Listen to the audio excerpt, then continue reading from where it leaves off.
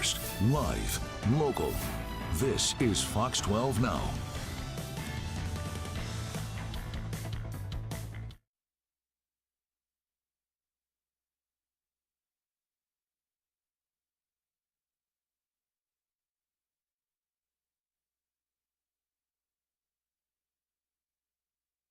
All right, hello everyone. This is Fox 12 Now. A little bit of a microphone issue there, but I did want to pull that up. That is a live shot of our Shriners cam looking over downtown Portland. Looks pretty nice right now, but that could be changing later this week. We'll be talking about that later in the broadcast. Again, this is Fox 12 Now. We're live streaming here out of the Fox 12 Oregon newsroom. I appreciate everybody joining us. We are available at kptv.com. Of course, under the Fox 12 Now tab. You can find us on the Fox 12 Oregon apps, so lots of places to watch these segments. But this segment right now is about the 115th anniversary of Scouting America, formerly known as the Boy Scouts of America. That name change just became official, and the anniversary is something that's being celebrated, of course, here locally across the country and all over the place. But we wanted to talk to the CEO of the Cascade Pacific Council, the local representation here overseeing a number of different troops, just about that name change. That is one thing we're going to discuss and what that means, and the inclusiveness of having girls and boys now part of Scouting America, and the 115th anniversary and just some of the different things that they do for the community. So we really got into that a little bit. I appreciate Gary having some time to talk to us. So let's jump into it right now. Here is Gary talking about Scouting America. Gary, thank you very much for having some time to talk to us today. I really appreciate it. You know, a lot to cover here for Scouting America, and we'll talk about the name change and that and give everybody that context, but I think it's really important to talk about this 115-year anniversary that is happening here. And to do so, would you mind giving us just a little bit of that backstory in case people don't know how this all got started? Absolutely. Thank you so much, Greg. Scouting started in England, actually, more than 115 years ago. It started in America 115 years ago, but it was started by Lord Robert Baden-Powell, and he was over in Africa, and he noticed that there were young men who needed something more than what they were currently getting in their courses of education. They weren't getting exposure to the outdoors. They weren't getting exposure to leadership or being able to develop character. So he created this program in England, and it took off over there and eventually found its way across the Atlantic Ocean to people here in the United States. And so that was 115 years ago, and members of Congress got together in the Willard Hotel and said, this is a good thing for the young men of America. And they chartered the official Boy Scouts of America. And we've been doing amazing things for young people since then. We've had millions and millions of young people come through our programs. We've had a ton of Eagle Scouts, which is the highest rank that a scout could achieve while being a youth in our program. And what that entails is earning 21 required merit badges, things like swimming and cycling and first aid and emergency preparedness, things like that, skills that all young people should have in order to be leaders and upstanders in their communities. And then it also requires a major service project for an organization that is not the scouting organization, but a community organization, like a church or a school or a park. And we had tons and tons of scouts that do this every year. Just in our local council, we get about 300 a year that participate in these types of projects. And it is amazing to see what they do. Yeah, I can say, for when it comes to the Eagle Scout side of things, I've known a couple, and I've known some people who got it. It's a lot of work to get that. You really have to earn. Yeah, it's not something that happens very easily. Now, just to give also this understanding, so you're with the Cascade Pacific Council. Can you let us know how that fits into Scouting America? Absolutely. The Cascade Pacific Council is a part of the larger National Scouting America organization. There are 240 councils in the United States right now. The Cascade Pacific Council makes up 19 counties here in Oregon and southwestern Washington, as far south as Albany and as far north as Castle Rock, all the way out to Maupin and in Goldendale to the east, and then to the Pacific Ocean in the west. Gotcha. So covering everybody within that range right there. Well, now when it comes to talking about the name change, so you mentioned Boy Scouts of America, we had that, and now it's Scouting America. Can you tell us why that name change started, and just a little bit of an understanding for people who may not really know this? Maybe this is new to them. This change. Why was it that you made the change from Boy Scouts of America to Scouting America? Absolutely. So in 2018, it was announced that we would be opening all of our programs to young women so that they could be a part of the scouting journey and experience too. It didn't make sense to a lot of the people that were in the leadership positions that we would have a program that was exclusive for young men when the skills that we're trying to impart actually apply to every young person in the country, and they need it now more than ever.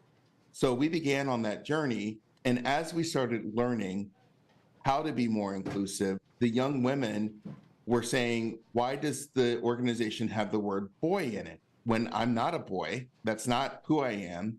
Can't you make it something that includes me so I feel even more proud to be a part of this organization? So last year in May, our new national CEO, Roger Crone, said, we're going to change the name of this organization to Scouting America so it reflects our values and it reflects who we're serving today. And that's how that change came about. And we were very excited here in the Cascade Pacific Council. We tend to be early adopters when it comes to inclusion and really serving a broader base of people in our community. So we immediately changed all of our branding and our logos. You can see I'm wearing a vest here that says Scouting America. And we're just very, very happy about that. And by the way, 20% of our members here in the Cascade Pacific Council are girls and young women. So 20%, that's pretty amazing. And what's the response and feedback been like since this change was, really started back in 2018, 2019, as you mentioned, but now that it's officially gone in, what's the feedback and response been? Locally, it's been great. We have had a lot of support.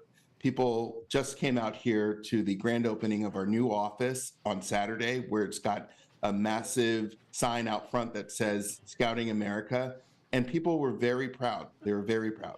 Now, I will give you something that there are some people that are less excited in different parts of the country. We know that scouting is a reflection of where we are as a country, and we love those people, and we want them to come along with us, and we're not going to force them. We're just going to have them to really see the value of what it is that we're doing and know that the name changed, but nothing else did. We still had the same scout oath. We still had the same scout law. We still teach character, physical fitness, leadership, all the things that we're known for. We still do that as an organization. The name has changed to reflect the times that we're in. And going back to that, it's these things and these values and the different things that the Scouts get to do. Can we elaborate just on that a little bit more about what some of these things are that these young people get to do as they go through the program? Absolutely. So our unit program is where most of scouting happens. They get associated with positive and really, really great mentors and the adult leaders that we have. They're fully trained and they are doing dual duty. Number one, they want to make sure that everybody in the program that they're in is safe. And number two, that they're actually taking the scouting program and putting it into practical application by teaching skills. So that happens whether you're at a unit meeting and you're learning how to have respect for our flag, or you're learning how to do first aid. I went to a first aid meeting where I got to pretend that I had a concussion and see how the scouts would respond to that and how they would treat that sort of injury. Whether they are planning a camp out. Our scouts plan their own camp outs. The adults don't do that. They get together and they say, we want to go on this camp out at this location on this day, and here's what our menu is going to be. Here are the activities that we're going to be doing, and it's a lot of fun. Now, sometimes we give them opportunities to learn, like some scouts might plan to have canned food for their dinners and they might forget the can opener, and that's okay. We've got fail safes for that, but that's a learning opportunity for them. When they get outside of the unit, they can go to summer camp, and we've got lots and lots of summer camp properties here in the Cascade Pacific Council. Whether they want to go out to the coast, we've got a camp there. We've got two mountain camps. We've got a ranch. We've got lots and lots of opportunities for them to work on their merit badges and to make new friends, as well as to become even more growing more in their leadership capabilities. It's pretty awesome to be a scout. And then every 4 years, they get to go across the country to West Virginia to a place called the Summit Bechtel Reserve for a national jamboree, where scouts from all over the country come together. And this one place, it's like Disneyland for scouts, where they have all sorts of activities that they can do for 2 weeks while making new friends and learning these new skills in a different place. It's pretty exciting. That's a lot encompassed all in that. Well, for everybody out there, well, I guess I will ask one question that I'm sure a lot of people have, just to clarify this. You know, when you talk about Boy Scouts and Girl Scouts, or not Girl Scouts, excuse me, boys and girls being included in the Scouts, I'm sure there's some people that may have concerns about that. You know, young people in the same place at the same time. How do you address some of those issues? Absolutely.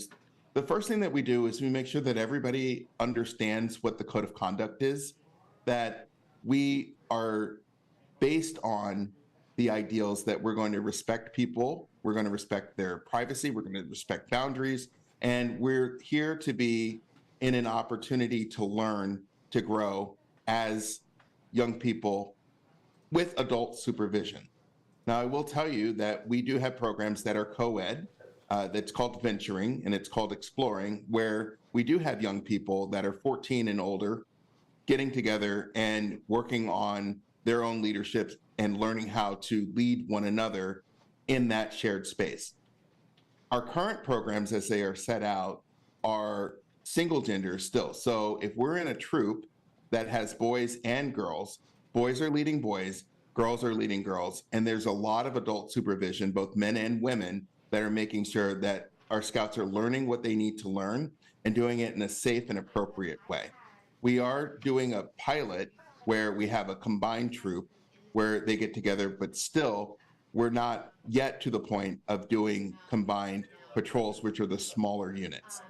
We haven't figured that out yet. We don't know if that's going to be right for everyone, and we're still in the listening phase to see what our members want in terms of keeping people both single gender as well as having opportunities for boys and girls to be together.